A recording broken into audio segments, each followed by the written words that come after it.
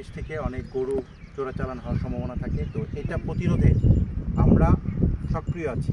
Ramgarh battalion তার দায়িত্বপূর্ণ এলাকায় কোনোভাবেই কোনো গরু চোরাচালান যাতে না হয় সেটার ব্যাপারে আমরা আপনার কেয়ারফুল আছি। এবং ঈদের পরবর্তীতে আপনার একটা চামড়া পাচারের সম্ভাবনা থাকে, আমরা সেটার ব্যাপারেও সতর্ক থাকব। আমরা কোনোভাবেই আমাদের এখান থেকে কোনো গরুর চামড়া যাতে পাচার না হয় সেটা আমরা সমস্ত বিপিগুলোকে আমরা অ্যালার্ট আছি। আমরা এটা যে কোনো মূল্যে আমরা প্রতিরোধ করব।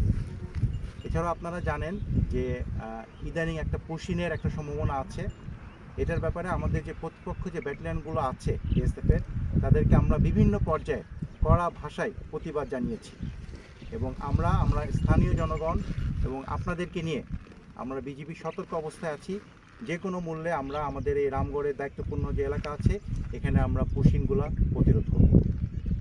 বাট মানে এটা আসলে আপনার ওরকম কি বলা যায় যে মানে এটা আপনাদেরকে আসলে জানানোর আপনারা দেখতেছেন যে পুরো দেশেই কিন্তু আমরা এই পুশিনের একটা মানে প্রবলেম ফেস করতেছি। ইভেন আজকে সকালেও একটা এলাকাতে পুশিন হয়েছে।